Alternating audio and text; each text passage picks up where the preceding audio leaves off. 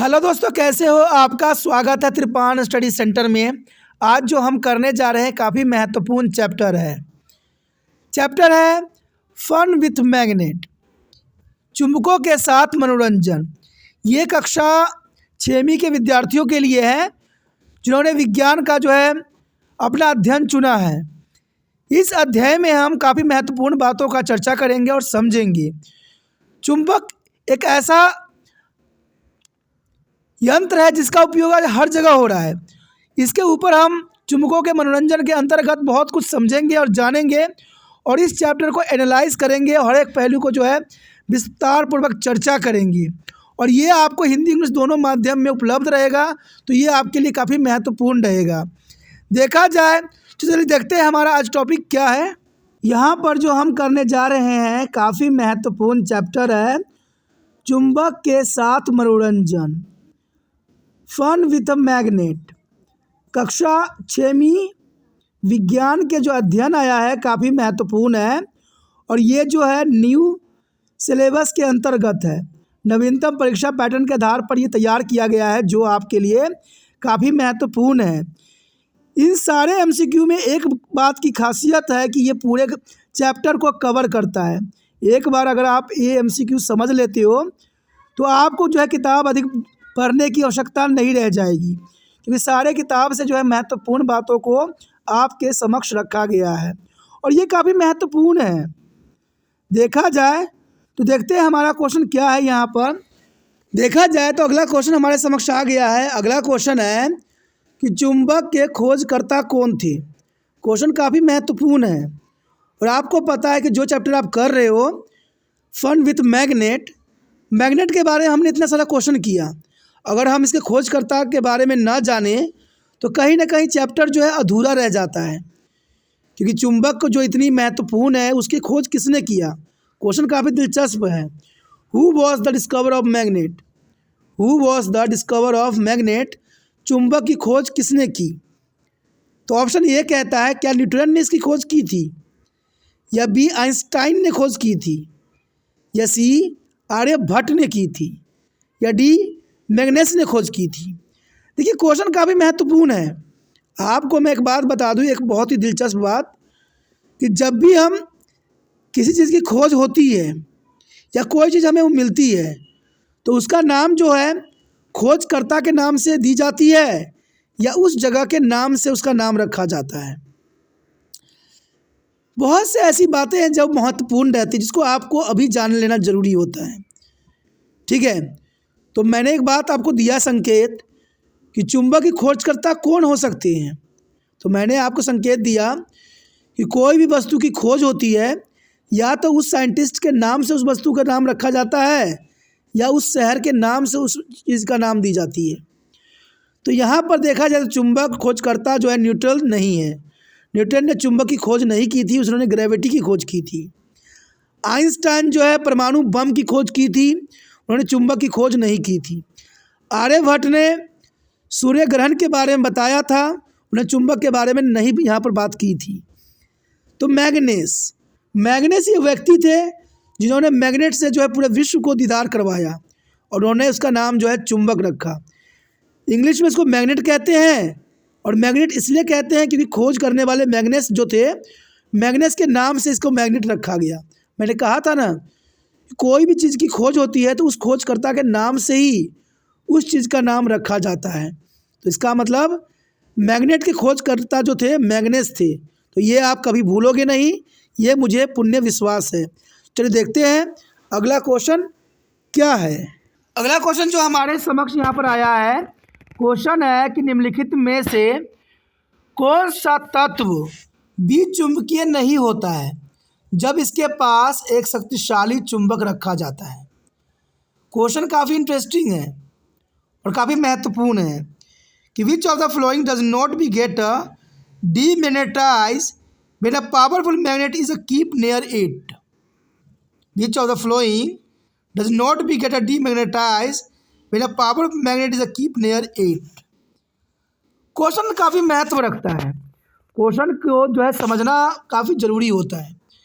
अब क्वेश्चन को आप इस प्रकार समझ सकते हैं कि मान लीजिए आपके पास कोई मैग्नेट है आपके पास मैग्नेट, अगर आपके पास मैग्नेट है तो आप अपने टीवी के पास रख दीजिए या सीडी प्लेयर के पास रख दिया, कहीं भी रख दीजिए। वो क्या करेगा, आपको जो है कलरफुल वहाँ पर दिखाई देगा और वहाँ पर काम करना बंद कर देगा। तो इसका मतलब हुआ कि जो मैग्नेट आपके उसमें लगे हुए हैं वो डीमैग्नेटाइज हो रहे हैं, यानी देखा जाए तो वो विचुम्बकित हो रहे हैं। क्वेश्चन समझ में आया? लेकिन हमसे क्वेश्चन पूछा गया है इनमें से कौन सा जो मटेरियल है जो शक्तिशाली चुंबक के कारण विचुम्बकीय नहीं होगा, यानी डीमैग्नेटाइज नहीं हो सकता है। तो ऑप्शन ए है सी डी, ऑप्शन बी कहता है संगीत प्रणाली, ऑप्शन सी कहता है सेल फोन और डी कह रहा है कंघी। देखिए क्वेश्चन काफ़ी महत्वपूर्ण है। जैसे मैंने आपको बताया कि अगर आप अपना चुंबक जो है किसी सीडी प्लेयर के पास ले जाओ तो वो डीमैग्नेटाइज कर देता है, आपके सीडी प्लेयर को डीमैग्नेटाइज कर देगा। अगर आप अब जो है चुंबक, परमानेंट चुंबक को संगीत प्रणाली के किसी भी जगह पर ले जाओ तो वहाँ पर संगीत प्रणाली को जो है डीमैग्नेटाइज कर देगा। या सेल फोन के पास भी अगर चुंबक रखोगे तो वहाँ पर जो है डीमैग्नेटाइज कर देगा। लेकिन कंघी जो है, कंघी पर इसका कोई असर देखने को नहीं मिलेगा, यानी कंघी को जो है डीमैग्नेटाइज नहीं कर पाएगा। तो आपका ऑप्शन जो होगा यहाँ पर डी होगा। डी ऑप्शन के साथ आप जा सकते हो। डी ऑप्शन जो है इस क्वेश्चन का सही है। चलिए देखते हैं अगला क्वेश्चन क्या है। अगला क्वेश्चन हमारे समक्ष आया है, काफ़ी महत्वपूर्ण है। क्वेश्चन है कि निम्नलिखित में से कौन सा प्राकृतिक चुंबक है। देखिए चुंबक की बात कर रहे हो तो चुंबक दो तरह के होते हैं, एक प्राकृतिक चुंबक होते हैं, एक आर्टिफिशियल चुंबक होते हैं। और एक चुंबक होते हैं परमानेंट भी होते हैं, एक टेम्परेरी भी होते हैं। परमानेंट चुंबक को आप प्राकृतिक चुंबक भी कह सकते हो, जो हमेशा रहता है, और टेम्परेरी चुंबक जो होते हैं कुछ समय के लिए बनाया जाता है। तो यहाँ पर हमसे क्वेश्चन पूछ लिया है कि ये चार ऑप्शन में से कौन सा जो है प्राकृतिक चुंबक है। Which of the flowing is a natural magnet, which of the flowing is a natural magnet. A lodestone, B bar चुंबक, सी बॉल एंडेड चुंबक, सी घोड़े की नाल चुंबक। क्वेश्चन काफ़ी महत्वपूर्ण है और एनसीईआरटी पे आधारित है और एग्ज़ाम पॉइंट से भी काफ़ी महत्व रखता है, क्योंकि आपके लिए त्रिपान स्टडी सेंटर ने जो न्यू एनसीईआरटी सिलेबस के अंतर्गत जो है वीडियो बना रहा है, जो आपके लिए काफ़ी महत्वपूर्ण है और फ़ायदेमंद है। इसलिए अगर चाहते हो कि सोशल साइंस का भी, इंग्लिश का भी, मैथ का भी एमसीक्यू और क्वेश्चन आंसर आए तो जितना हो सके इस वीडियो को शेयर ज़रूर करें, क्योंकि शेयर ही दूसरे बच्चों का केयर है। तो यहाँ पर हम क्वेश्चन पे आ जाते हैं कि निम्नलिखित में कौन से प्राकृतिक चुंबक है। तो ये घोड़े की नाल चुंबक तो नहीं है और बार एंडेड चुंबक भी नहीं होती है, और बार चुंबक को तो हम जो है आर्टिफिशियल बनाते हैं। एक यही ऑप्शन जो है सही है कि लाडस्टोन मैग्नेट। देखिए लाडस्टोन यानी लडस्टोन जो होती है एक तरह का चुंबक होती है, ये प्राकृतिक रूप में पाई जाती है, इसलिए हम इसको प्राकृतिक चुंबक कह सकते हैं। ठीक है, लडस्टोन जो होती है एक प्राकृतिक चुंबक है। तो ऑप्शन ए के साथ आप जा सकते हो, ये ऑप्शन आपका सही है। चलिए देखते हैं अगला क्वेश्चन क्या सही है। अगला क्वेश्चन हमारे समक्ष आ गया है। क्वेश्चन है निम्नलिखित में से कौन सा एक कृत्रिम चुंबक है। अब देखिए अभी हमने जो है प्राकृतिक चुंबक की बात की थी, अब हमसे मानव निर्मित चुंबक के बारे में बात कर रहा है कि निम्नलिखित में से कौन सा चुंबक जो है कृत्रिम है, यानी आर्टिफिशियल है, मानव निर्मित है। Question understand. Which of the flowing is on artificial magnet, which of the flowing is on artificial magnet. A bar magnet यानी बार चुंबक, बी कह रहा है घोड़े की नाल चुंबक, सी कह रहा है डिस्क के आकार का चुंबक। यहाँ पर क्वेश्चन काफ़ी महत्वपूर्ण है, समझने वाली बात है। और जैसे मैं आपको बता दूँ, बार चुंबक जो होता है हम स्वयं बनाते हैं, यानी देखा जाए बार चुंबक बनाने के लिए एक चुंबक को जो है किसी लोहे पर रगड़ते हैं और वो भी जो है चुंबक की तरह व्यवहार करने लग जाता है, तो इसे हम कृत्रिम चुंबक कहेंगे। बी कह रहा है घोड़े की नाल चुंबक। देखिए घोड़े की नाल में अगर हम कॉपर वायर लपेट दें और उसमें हम विद्युत प्रभावित करें तो घोड़े की नाल के चुंबक जो होगा चुंबक की तरह व्यवहार करेगा, यानी ये भी एक कृत्रिम चुंबक हो जाता है। और डिस्क के आकार का चुंबक, तो ये भी एक जो है आर्टिफिशियल चुंबक ही है। तो देखा जाए निम्नलिखित में कौन सा जो है एक कृत्रिम चुंबक है, तो ये सभी जो है कृत्रिम चुंबक है। बार चुंबक भी एक कृत्रिम चुंबक है, घोड़े की नाल चुंबक भी एक कृत्रिम चुंबक है, और डिस्क के आकार का चुंबक भी एक तरह का कृत्रिम चुंबक है।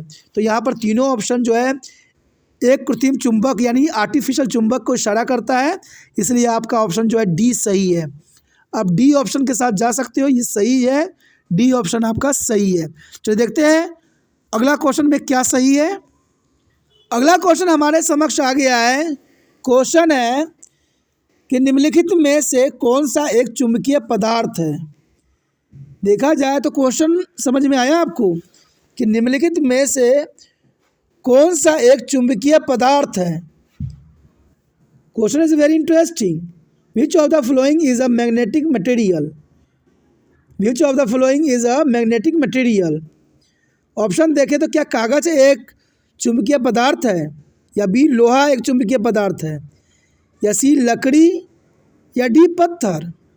क्वेश्चन काफ़ी महत्वपूर्ण है और ये समझ के लिए भी ज़रूरी है। तो देखा जाए तो कागज एक चुंबकीय पदार्थ नहीं है, लकड़ी भी चुंबकीय पदार्थ नहीं है, पत्थर भी एक चुंबकीय पदार्थ नहीं है। इसका मतलब देखा जाए तो बी ऑप्शन आपका सही है, लोहा एक चुंबकीय पदार्थ है। अब सोचिएगा कि लोहा कैसे चुंबकीय पदार्थ बन गया। लोहा पर अगर आप चुंबक रगड़िएगा तो वो भी मैग्नेट की तरह व्यवहार करेगा, या लोहे में अगर कॉपर वायर लपेट के उसमें से विद्युत धारा प्रभावित कीजिएगा तो वो भी चुंबक की तरह व्यवहार करने लग जाता है। तो इसका मतलब लोहा जो है एक चुंबकीय पदार्थ है, यानी आपका बी ऑप्शन सही है। बी ऑप्शन के साथ आप जा सकते हो, लोहा एक चुंबकीय पदार्थ है। चलिए देखते हैं अगला क्वेश्चन क्या कहता है। अगला क्वेश्चन हमारे समक्ष आ गया है। क्वेश्चन है कि निम्नलिखित में से कौन सा एक गैर चुंबकीय पदार्थ है। देखिए उसमें हमसे चुंबकीय पदार्थ पूछ लिया और इसमें हमसे गैर चुंबकीय पदार्थ पूछ रहा है कि इसमें से कौन सा जो है चुंबकीय पदार्थ नहीं है। काफ़ी महत्वपूर्ण क्वेश्चन है कि which of the flowing is a non magnetic material. Which of the flowing is a non magnetic material. Option A लोहा, बी कोबाल्ट, सी ग्लास, डी निकेल। काफ़ी महत्वपूर्ण क्वेश्चन है और समझने के लिए ज़रूरी है। देखिए हमने लोहा को तो चुंबकीय बना दिया, तो लोहा तो एक चुंबकीय पदार्थ है, लेकिन हमसे गैर चुंबकीय पदार्थ पूछ रहा है। देखा जाए तो कोबलेट भी एक चुंबकीय पदार्थ बनाई जा सकती है कोबलेट से, तो इसका मतलब बी ऑप्शन भी सही नहीं है। निकेल का भी चुंबकीय बनाया जा सकता है, लेकिन ग्लास यानी शीशे को जो है चुंबकीय नहीं बना सकते हैं, तो इसका मतलब गैर चुंबकीय पदार्थ जो है ग्लास है। तो आप सी ऑप्शन को लगा सकते हो, सी जो है ग्लास आपका सही है, यानी गिलास जो है एक गैर चुंबकीय पदार्थ है। सी ऑप्शन आपका सही है। चलिए देखते हैं अगला क्वेश्चन क्या है। अगला क्वेश्चन आपके स्क्रीन पे आ गया होगा। देखिए क्वेश्चन है कि जहाज में निम्नलिखित में से कौन उसे सही दिशा में ले जाने में मदद करता है। जहाज आपने देखा होगा, जहाज जो है पानी में चलती है, ठीक है, या आपको एरोप्लेन की भी बात कर लें, चाहे पानी का जहाज हो या हवाई जहाज हो, उसको एक दिशा देने के लिए किस चीज़ का उपयोग किया जाता है।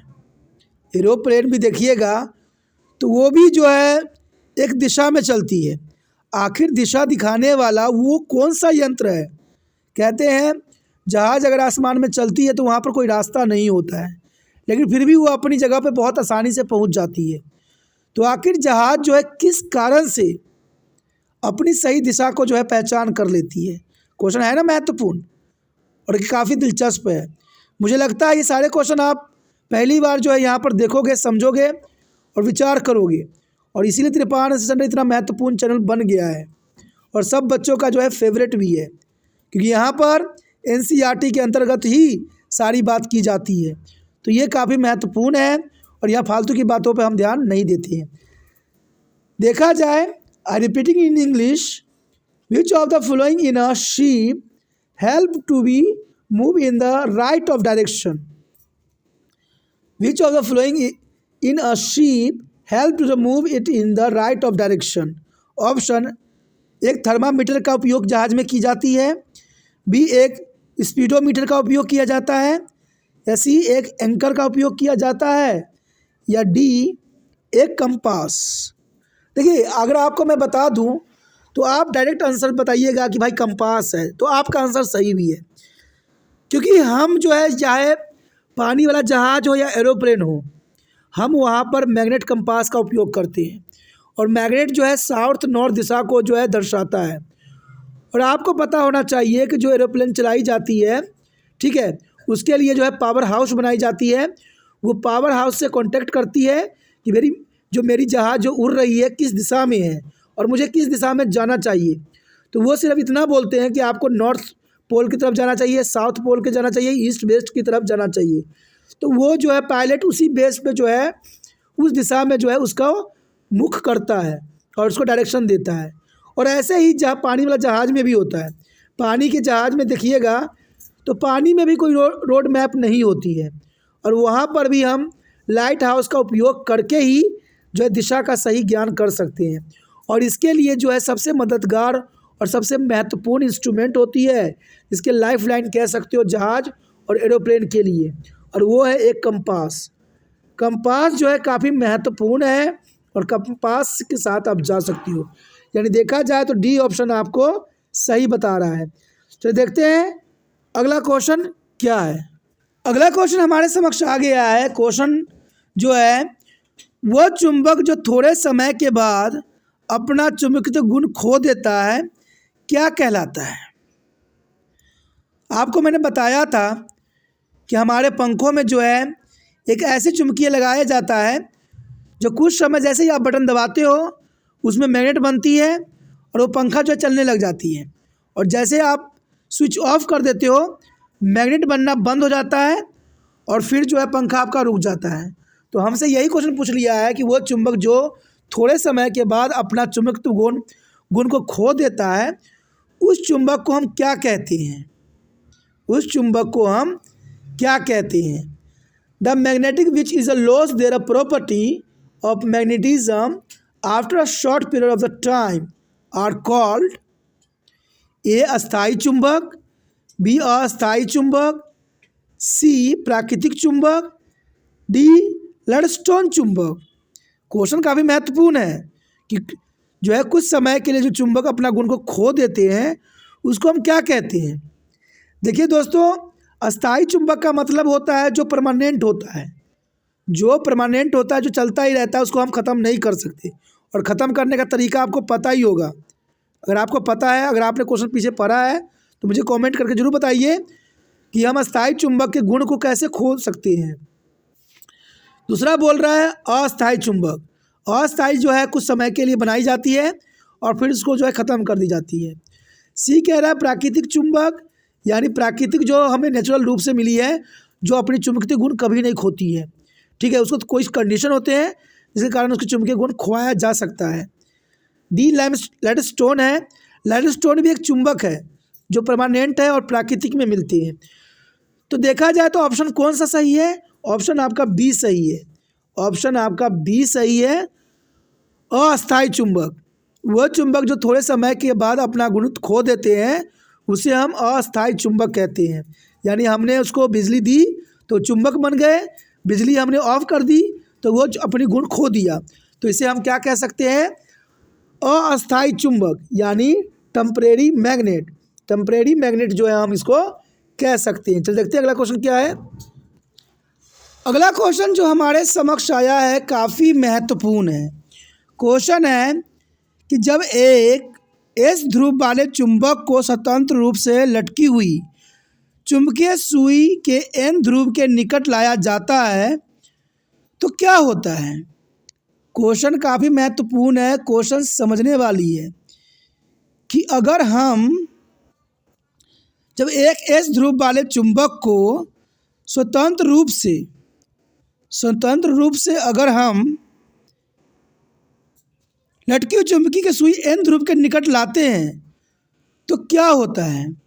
देखा जाए तो एग्ज़ाम पॉइंट ऑफ व्यू से क्वेश्चन काफ़ी महत्वपूर्ण है कि when a S pole, a magnet is about near the N pole of freely suspended magnet needle. Then it, question, understand? When a S pole, a magnet in a both near the N pole of a freely suspended magnetic needle, then it. Option है इस दोनों में कोई प्रभाव नहीं देखने को मिलेगा। बी कह रहा है प्रतिकारक करेगा, यानी एक दूसरे को प्रत्याकर्षित करेगा, यानी दूर जाएगा। सी कह रहा है वो घूमता रहेगा, और डी कह रहा है कि आपस में आकर्षित करेगा। देखिए दोस्तों, इस क्वेश्चन के लिए एक बात आपको समझना जरूरी है कि मैग्नेट के नॉर्थ पोल जो है एक दूसरे को रिपल्शन करते हैं, यानी दूर फेंकते हैं, और साउथ पोल जो है एक दूसरे को दूर फेंकते हैं, यानी सेम पोल जो होते हैं एक दूसरे को दूर फेंकते हैं। लेकिन अगर साउथ और नॉर्थ पोल हो तो वो एक दूसरे को जो है आकर्षित करती हैं। जब नॉर्थ पोल हो तो प्रत्याकारक करेंगे, लेकिन नॉर्थ साउथ पोल हो तो वो एक दूसरे को आकर्षित करेगी। क्वेश्चन में हमसे यही पूछा गया है कि स्वतंत्र रूप से एस ध्रुव वाले चुंबक को स्वतंत्र रूप से लटकी हुई चुंबकीय सुई एन ध्रुव के निकट लाया जाता है तो ये एक दूसरे को जो है आपस में अट्रैक्ट करेगा। यानी देखा जाए तो ऑप्शन कौन सा सही है? डी ऑप्शन आपका सही है, यानी आकर्षित करेगा। जब नॉर्थ साउथ पोल एक दूसरे के निकट जाएगा तो ये आपस में जो है एक दूसरे को आकर्षित करेगा, यानी जो है आकर्षण बल के कारण एक दूसरे चिपक जाएगा। तो ये क्वेश्चन देखा जाए तो काफ़ी महत्वपूर्ण एग्जाम पॉइंट से भी हुए, और हमने जो यहाँ पर क्वेश्चन किया वो काफ़ी महत्वपूर्ण था और एग्ज़ाम पॉइंट से व्यू से भी काफ़ी महत्व रखता है। और ये आपको एनसीईआरटी के न्यू सिलेबस के अंतर्गत है और एनसीईआरटी बेसिस है, तो ये आपके लिए काफ़ी महत्वपूर्ण रहता है। त्रिपान स्टडी सेंटर का विश्वास है कि अगर आप सारे क्वेश्चन अच्छे से कर लेते हो तो पूरा चैप्टर जो है आपको बहुत ही आसानी से समझ में आ जाएगा। अगर आप चाहते हो कि और वीडियो आपको इसी प्रकार प्राप्त होता रहे, और भी वीडियो आपको मिले, तो एक बात आपके मन से नहीं जाना चाहिए, दूसरे बच्चे को शेयर करने की भावना। क्योंकि अगर आप दूसरे बच्चों को शेयर कीजिएगा तो ये त्रिपान स्टडी सेंटर के लिए शेयर इज़ केयर के बराबर होगा। अगर आप शेयर कीजिएगा तो आपके लिए त्रिपान स्टडी सेंटर जो है हर वीडियो आपके लिए लाएगा, समझाएगा, और आपका मुलाकात जो है हर एक क्लास में होगा। और हर क्लास की वीडियो जो है यहाँ पर उपलब्ध है, बहुत ही आसानी से प्लेलिस्ट में उपलब्ध है। तो सोचना नहीं है, जितना हो सके इस वीडियो को शेयर करना है, और शेयर करने के लिए कुछ नहीं करना होता है, यूट्यूब से लिंक को कॉपी करना है, व्हाट्सएप स्टेटस पर लगा देना है। जो भी बच्चे आपके कॉन्टैक्ट में होंगे, जो भी आपको जानते होंगे, जिसका भी आपके पास मोबाइल नंबर होगा, सबको ये वीडियो मिलेगा। और जो जिनके काम के होंगे वो सारे समझेंगे, अभी विचार भी करेंगे और एग्ज़ाम में अच्छे अंक भी प्राप्त करेंगे। तो आप उनके नज़रों में हीरो हो जाओगे, क्योंकि आपने अच्छे काम के लिए कुछ लगाया है। तो ये काफ़ी महत्वपूर्ण है। पहली बार मेरे चैनल पे आए हो, पहली बार वीडियो देख रहे हो, समझ में आ रहा है, अच्छा लग रहा है, और चाहते हो कि और भी वीडियो आपको इसी प्रकार प्राप्त होता रहे, तो आपको दोस्तों पता है कि इसके लिए चैनल को सब्सक्राइब करना पड़ता है। जो रेड बटन आपको दिख रहा है सब्सक्राइब का, जो जहाँ लिखा हुआ है उसको दबाइए और त्रिपान स्टडी सेंटर के साथ जुड़ जाइए। अगर एक बार जुड़िएगा तो आपको कई साल तक जो है त्रिपान सेंटर के साथ जुड़े रहिएगा, क्योंकि आपके लिए त्रिपान स्टडी सेंटर एक महत्वपूर्ण चैनल है। ठीक है, इसे सोचिए नहीं, विचार ना कीजिए, अभी त्रिपान स्टडी सेंटर को सब्सक्राइब करके अपने मोबाइल में सेव कीजिए।